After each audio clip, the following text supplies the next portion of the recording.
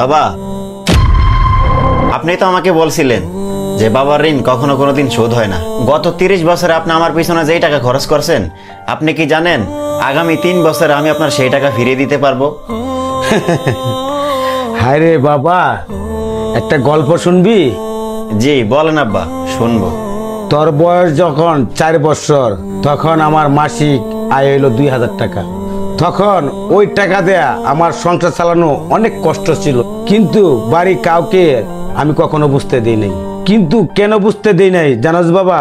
তোর মাকে আর তোকে ভালো রাখার জন্য।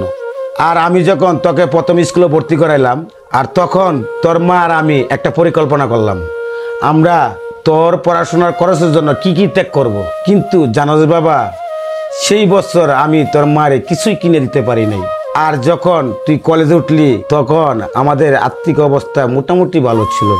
আর যখন তোর মা অসুস্থ হয়ে গেছিল গা, তখন আমার অনেক কষ্ট হয়েছিল বাবা। তখন তোর মায়ের ওষুধ কেনার জন্য, সংসার চালানোর জন্য, তোর লেখাপড়ার খরচের জন্য, জানোস বাবা, এইসব খরচের জন্য আমার কি কি করতে হইতো। প্রত্যেক দিন আমি ফ্যাক্টরিত ওভারটাইম করে আমি বাসায় আসতাম। কখনো লোকাল বাস না পাইলে পায়ে হেঁটে গামে বিজ্জা বাসায় আসতাম। কিন্তু জানোস বাবা, এই গামে বিজ্জা বাসা ফিরতে আমার অনেক কষ্ট হইতো বাবা।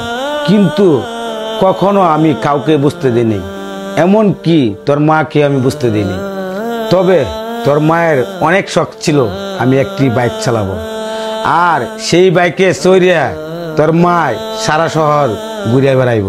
কিন্তু জানোস বাবা, একটু একটু করে আমি কিছু টাকা জমাইছিলাম সেই বাইক কেনার জন্য। আর তোর মায়ের স্বপ্নটা পূরণ করার জন্য একদিন শোরুমে যায়া একটা বাইকও দেখে আসছি। জানোস বাবা, সেই রাইতে আমি স্বপ্নেও দেখছি তোর মা আর আমি বাইকে চড়িয়া সারা শহর ঘুরতেছি, আর সেই বাইকে চড়িয়া আমি কাজেও যাইতেছি। কিন্তু তারপরের দিনই তুই বায়না ধরলে তোকে একটা ল্যাপটপ কিনে দিতে হবে। আর তোকে ল্যাপটপ কিনে দিনে দেখিয়া তুই খাওয়া দাওয়া বন্ধ করে দিলি।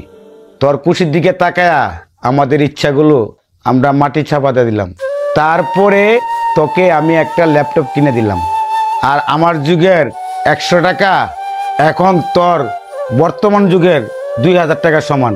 আর তুই মনে করে দেখ, আমার টাকা নিয়া তোর বন্ধু বান্ধব নিয়া তুই পার্টি করছস। আর তোর যখন যেটা মন চাইছে সেটাই করছস। তোর মন চাইছে একটি মোবাইল কিনতে, নতুন মোবাইল কিনছস। মন চাইছে এয়ারফোন কিনতে, এয়ারফোন কিনছস। মন চাইছে কনসার্টে যাইতে, কনসার্টে গেছস। আর তোর মন চাইছে পিকনিকে যাইতে, পিকনিকে গেছস। তোর মন চাইছে ট্যুরে যাইতে, ট্যুরেও গেছস। কানে হেডফোন লাগাইয়া গানও শুনছস। বাবারে, তোর প্রত্যেকটা দিনই ছিল স্বপ্নের মতো। আর এখন আমি 100 টাকা তোর কাছ থেকে নিয়ে ডায়াবেটিস মাপাই। আর তুই জানোস বাবা, আমার মাছ খাওয়া নিষেধ, মাংস খাওয়া নিষেধ, মিষ্টি খাওয়া নিষেধ। কি করে আমি টাকাগুলা খরচ করি? তোর টাকা নিয়ে আমি আমার কল্পনার হাট বসাই, আর সেই হাটে তোর মায়েরে নিয়ে আমি বাইক চালাইয়া সারা শহর ঘুরে বেড়াই, বন্ধু বান্ধব নিয়ে সিনেমা দেখতে যাই। আবার মাঝে মাঝে তোর মায়ের নিয়ে তাজমহলে ঘুরতে যাই। জানোস বাবা, বাবারা নাকি হিসাবই হয়। আমিও আমার বাবারে তাই মনে করতাম। জানোস বাবা, পুরুষ থেকে বাবা হইতে আমার তেমন কোনো কষ্টই হয় নাই। সব কষ্ট তোর মাই করছে। কিন্তু বিশ্বাস কর বাবা, পিতা থেকে একজন দায়িত্বশীল পিতা হওয়ার কষ্ট একমাত্র পিতাই বুঝে। যুগে যুগে সব জায়গায় মাতৃবন্দনা হইলেও পিতৃবন্দনা কি কোনো জায়গায় দেখছস? আর তোর কাছে আমি কোনোদিনও পিতৃবন্দনা আশা করি নাই। আর একটা কথা কি জানোস বাবা, সন্তানের প্রতি পিতার ভালোবাসা কোনো পিতাই হয়তোবা প্রকাশ করতে পারে না, তবে কোনো পিতাই সন্তানের প্রতি দায়িত্ব পালনে বঞ্চিত হয় না। বাবারে, আমি তোর পিছনে কষ্টকৃত যত অর্থ ব্যয় করছি সেগুলো হয়তো 3 দিনে তুই পরিশোধ করতে পারবি। কিন্তু আমার যৌবনকালের দেখা স্বপ্নগুলো, যে স্বপ্নে কাটামতে দাঁড়িয়ে তুই আমার ঋণ পরিশোধ করার কথা বলতেছিস, আমার যৌবনে দেখা স্বপ্নগুলো কি আর বাস্তবায়ন হবে? আর যদি বলিস বাবা আমি তোমার টাকা না, আমি তোমার ভালোবাসা ফিরিয়ে দিব, তাহলে বলবো বাবাদের ভালোবাসা কখনো ফিরিয়ে দেওয়া জানা রে বাবা। তোর একটা প্রশ্ন করি বাবা। করো।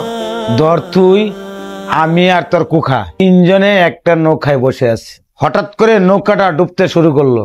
তখন যে কোনো একজনকে তোর বাঁচাইতে হবে।